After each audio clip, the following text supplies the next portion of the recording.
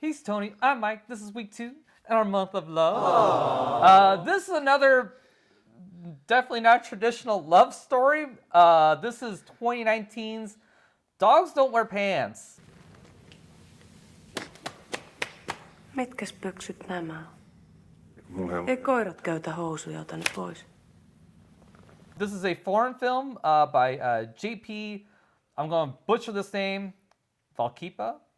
Sure. I don't know. I'm not You get points for effort. this Swedish, Nordish. Nordish. Yes. Yeah. Well, I'm going to let you pronounce the 2 stars then. Pekka Strang and Krista Kosanen. Just to briefly go through the plot. Wife dies in fishing accident. Man almost drowns trying to save wife from said accident. Man is grieving hardcore. And accidentally discovers that being choked briefly reunites him with his wife, at least in his head.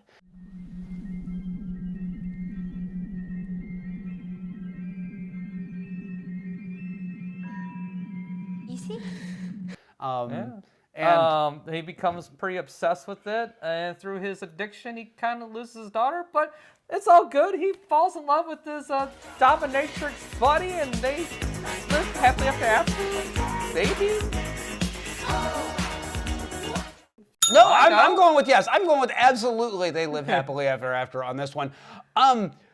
This is a heavy film.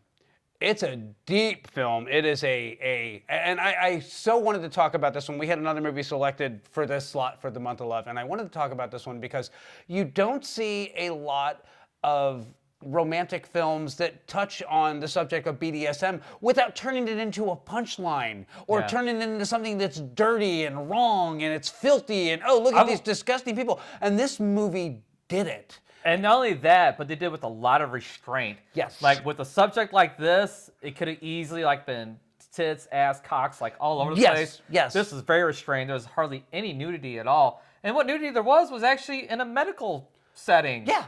Both times. Funny how that works, isn't Yeah. it? Yeah. So kudos to the restraint there for that. And not only the restraint, just the maturity Yes. of this film. I mean, honestly, of all the films that we watched for the month of love, I actually think this is by far my favorite.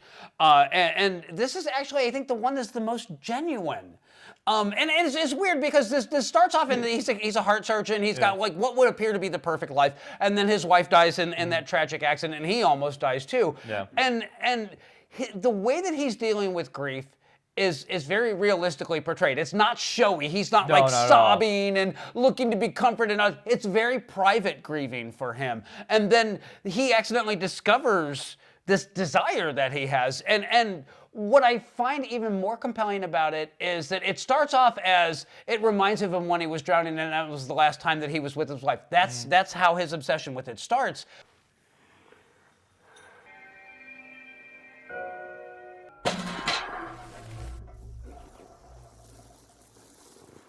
But as it progresses, his love displaces from the memory of his wife to this woman that's giving him the things that he needs. And it's not it's not saccharine. It's not sugar-coated at all. Oh, no, it's not saccharine sweet by any stretch of the Their imagination. relationship gets very, very rocky because he starts crossing boundaries that he should not be because he's a client, and that's a big no-no. Ei, älä tule. ei ollut tarkoitus. Halusin vaan pyytää anteeksi. And yet, when it all resolves at the end, it's cathartic. It's actually it's nice to see these two damaged, flawed people actually find each other and they fit. And the funny thing is they're both in the medical field. While he's a surgeon, she's a physical therapist. And yet neither of them knows that about the other. Yeah. And it's kind of amazing. And I think they actually indicate that they work in the same building. Maybe I didn't catch that, but I'm not 100% positive on that, but I would Possible. swear there was a couple of times that they kind of hinted that they were going to the same building when he was at work. It's just that they're on different floors, so they don't actually run into each other because they're isolated in their whole thing. But the other Jack I'm thinking about too. So why he finds love with his dominatrix, the relationship with his daughter just falls to complete shit. She runs off with the local kid on a motorcycle. I mean, who knows what the hell happened to her? Because he becomes unavailable. He doesn't show up for her events. doesn't hardly talk to her anymore. So that relationship is like gone. Yeah, well, I wouldn't say it's gone. I'd say it's damaged. It's not a happy ending by any stretch of the imagination. No. And it's it's kind of funny because at the end, the last shot is him smiling with one tooth missing. Yeah. That she pulls out. Yeah.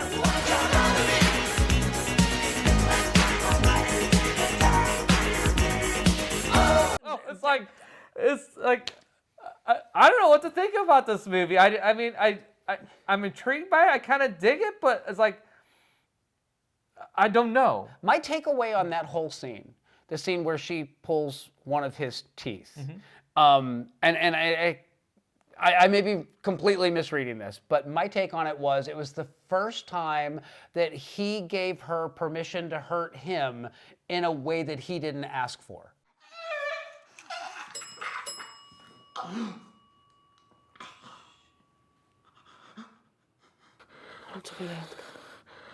Maybe I don't Because know. up till then, it was all about her choking him, and he was getting a very different kind of release from that. And when it comes to that scene, and she asks for that, and I think it's weirdly romantic because she goes in and she's trying to pull the tooth out, and she loses her grip, and she goes to grab the tooth again, and he goes, wait, and she goes, what? And he goes, that's not the wrong right tooth. And I laughed my ass off at that scene. Yeah, it's a strange bonding moment for the two. I took it more as like kind of like his payment for crossing boundaries and kind of showing that, you know, hey, you can trust me. Yeah, You know, it was like most definitely a trust thing. It Yeah. was I trust you not to go past my boundaries, and I'm not going to go past your boundaries, but we're going to do to each other what we both really want to do to each other. And Yeah. and I So kind of, the only thing is, man, he only got so many fucking teeth. So you know, so basically got to change that shit up. I'm just gonna say, you know, she could move to toenails. I don't know, but I'm not sure what her particular kink is. But I don't think she necessarily knew what her kink was either, because her whole job was servicing the kinks of others, and this is the first time that she got to explore that side of herself. Yeah. So it's a huge recommend for me. I kind of really adored this film, and I didn't expect to. I just thought it had a really, you know, different looking trailer, and I thought, okay, yeah, this is either going to be like done for, you know, shock value, and it really wasn't. It was surprisingly tender and surprisingly relatable and surprisingly like endearing.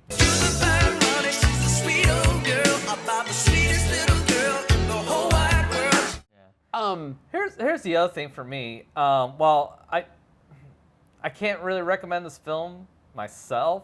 I can see how people would dig on it and it could relate to these characters. But the other thing is like the subject matter is kind of like would have been more poignant like in the late 90s, early 2000s when piercings and BDSM and like this kind of culture was still kind of underground. Watching it now is kind of like, you know, like it didn't impact me as hard as it probably would have like if this was still very underground and shit like that. Yeah. Nowhere near as taboo as it was about, you know, 20 years ago. It's not as taboo, but it's still kind of. I think the BDSM community is kind of looked at in a very oddballish kind of way. Like they're outside, and sure. And I think that was kind of the point of it. But this film is not for everybody. I'm going to throw that out there right now. It is not if you have, you know, any kind of sensitivities to this kind of content.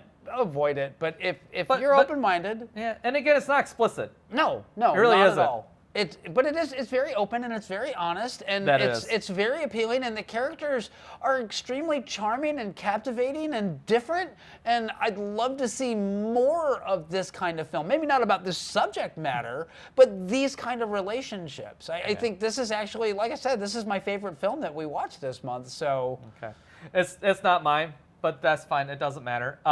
You can watch this on Prime right now, I think, for free. yeah, it's on Prime Yeah. right now. And don't watch it with your mom.